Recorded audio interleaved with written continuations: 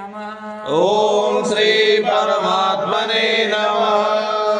छठवां अध्याय 32वां श्लोक।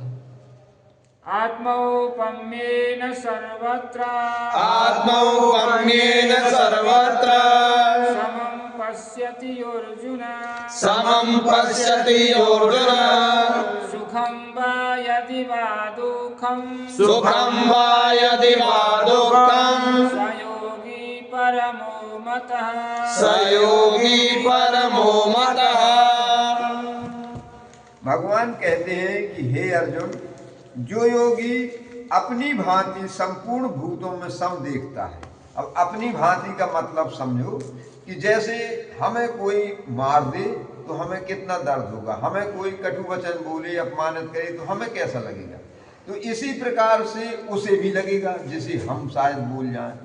तो हमें ये ध्यान देना है कि जैसे हमें बुरे में कष्ट होता है बुरे व्यवहार से, ऐसे ही सबको होता है। तो हम किसी के साथ वो व्यवहार ना करें कि उसको कष्ट हो।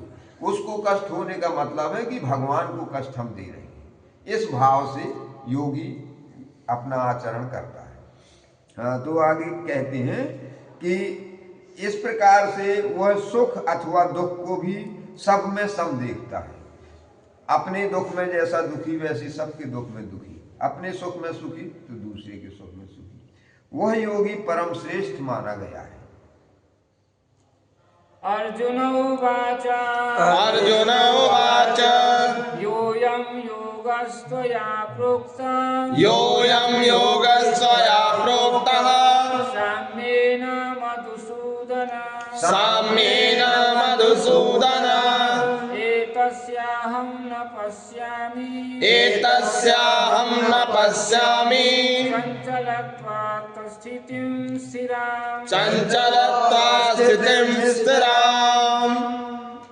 अर्जुन कहते हैं कि हे मधुसूदन, हे केशव, आपने जो योग का वर्णन किया आपने तो बड़े प्रेम से सरलता पूर्वक समझा दिया, लेकिन कहते हैं कि जैसा ये आपने समझाया वो मुझे तो बड़ा कठिन दिखाई देता है। एतस्याहं न पश्यामि चंचलत्वा स्थितिम स्थिराम। ये मन इतना चंचल है कि ये योग जैसे आपने कहा यथा दीपो निवातस्थु, दीपक की लौ जैसी स्थिर रहे ऐसा मन भगवान में स्थिर रहे, ये तो मुझे बड़ा कठिन दिखाई देता है। तो ये आपने इतनी जल्दी बता तो दिया, लेकिन हम इस पर चल करके सफल कैसे हो पाएंगे।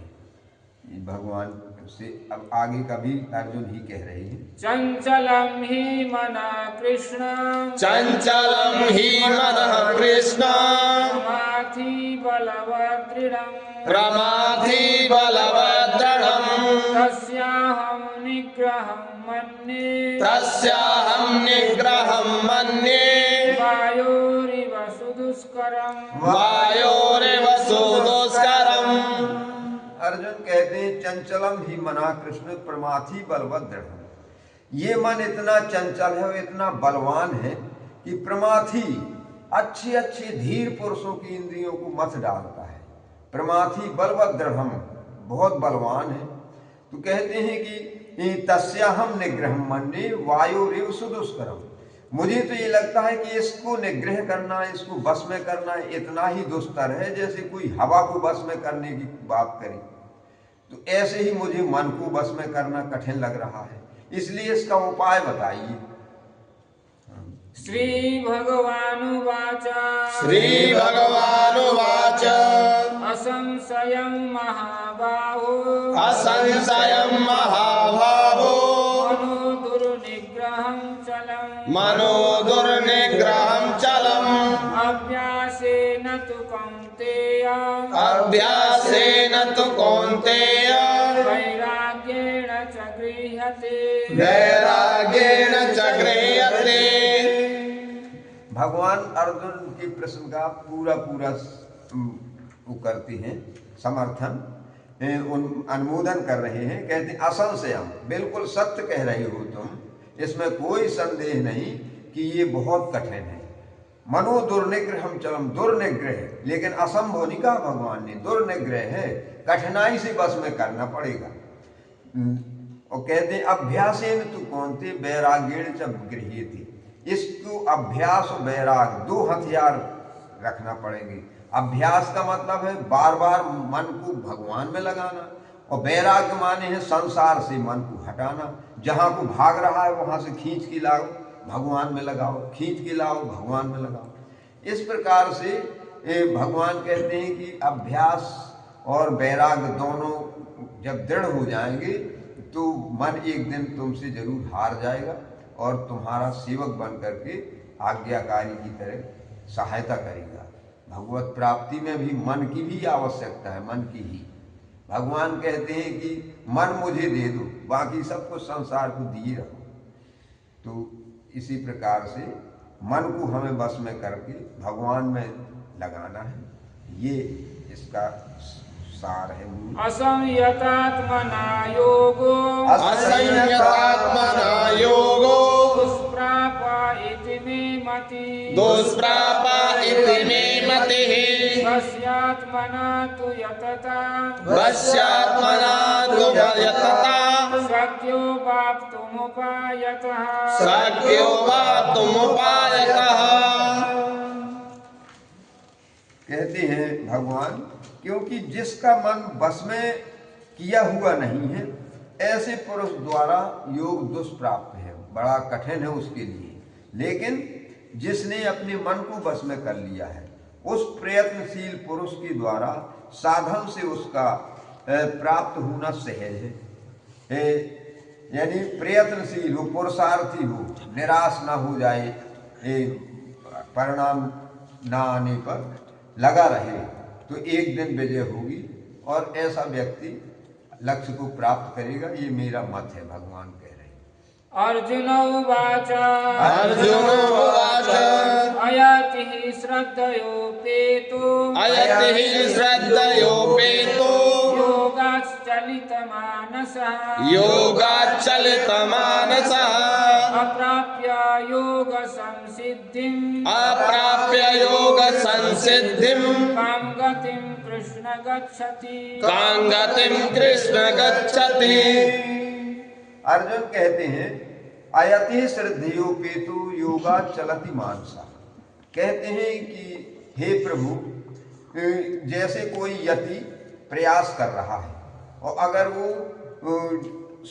योगा चलति मानसा, उसका मन योग से विचलित हो गया या वो अपना पथ भ्रष्ट हो गया, तो अप्राप्त योग संसिद्धिम, उसको योग की सिद्धि तो नहीं प्राप्त हो पाई क्योंकि उसने अधूरा मार्ग तय किया और वो भटक गया। तो कहते हैं कि काम गतिम कृष्ण गच्छति, उस अधूरे साधक का क्या हाल होता है, उसको कौन गति मिलती है, कुछ उसकी मेहनत का उसे मिलता है नहीं मिलता है। ये अर्जुन का प्रश्न है, ये हमारा तुम्हारा सबका प्रश्न है। बड़ा भगवान बड़ा सुंदर उत्तर देंगे, इसमें बड़ा विश्वास पैदा होता है। कश्चिन्नो भय विभ्रष्टा कश्चिन्नो भय विभ्रष्ट छिन्नाभ्रामिव नश्यति छिन्नाभ्रमिव नश्यति अप्रतिष्ठो महाबाहो अप्रतिष्ठो महाबाहो विमूढो ब्राह्मणपथि विमूढो ब्रह्मणः पतिः। अर्जुन कहते हैं, अभी उसी प्रश्न का अंश है ये, कहते हैं कि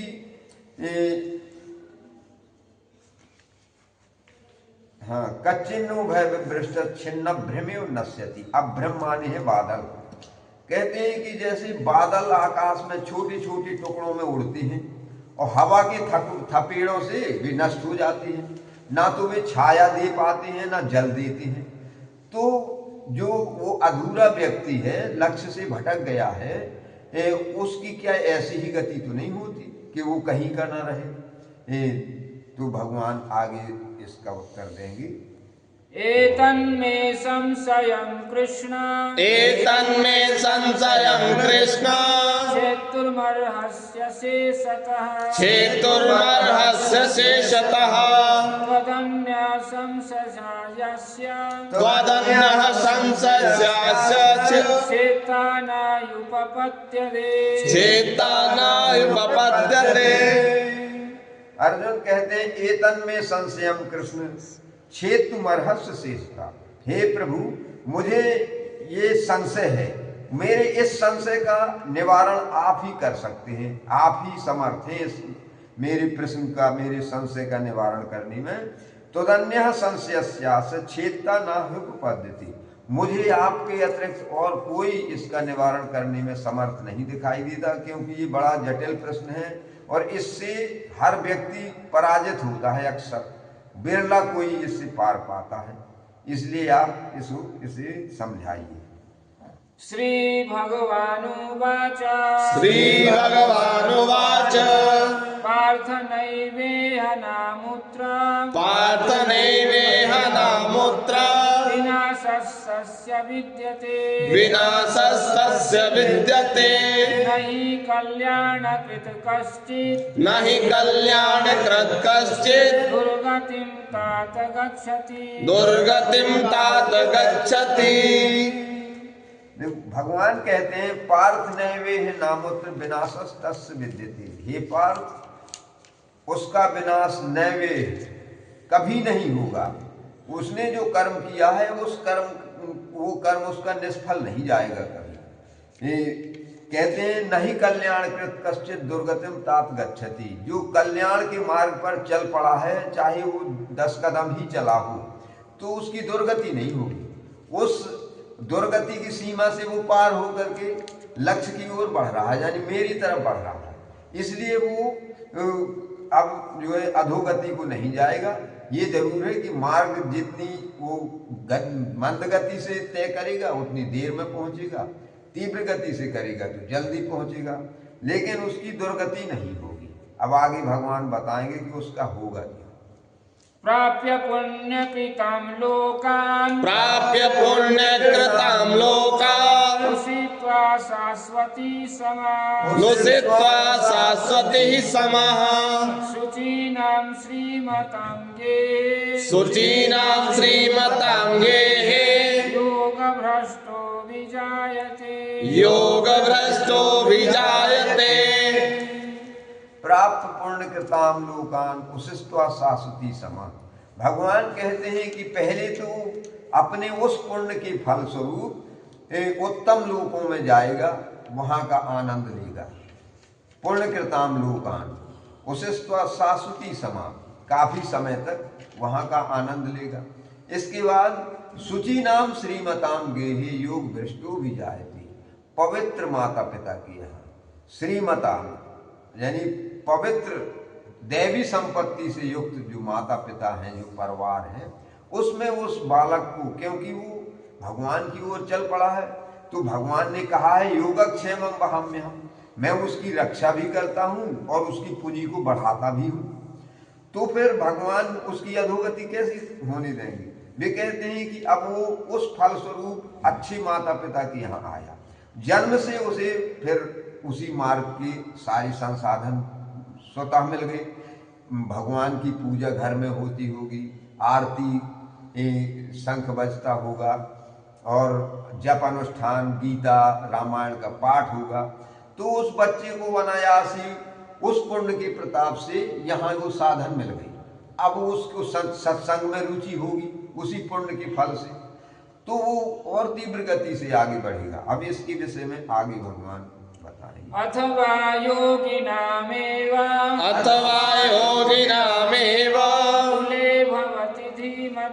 कुले भवति धीमताम् एतद्धि दुर्लभतरम्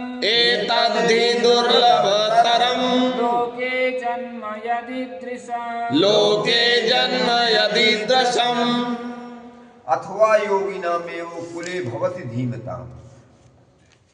भगवान कहते हैं कि या तो वो इनमें जाएगा, यानी सदगृहस्थ के यहाँ जन्म लेगा, या योगी परिवार में लेगा जन्म। अथवा योगी नाम योगी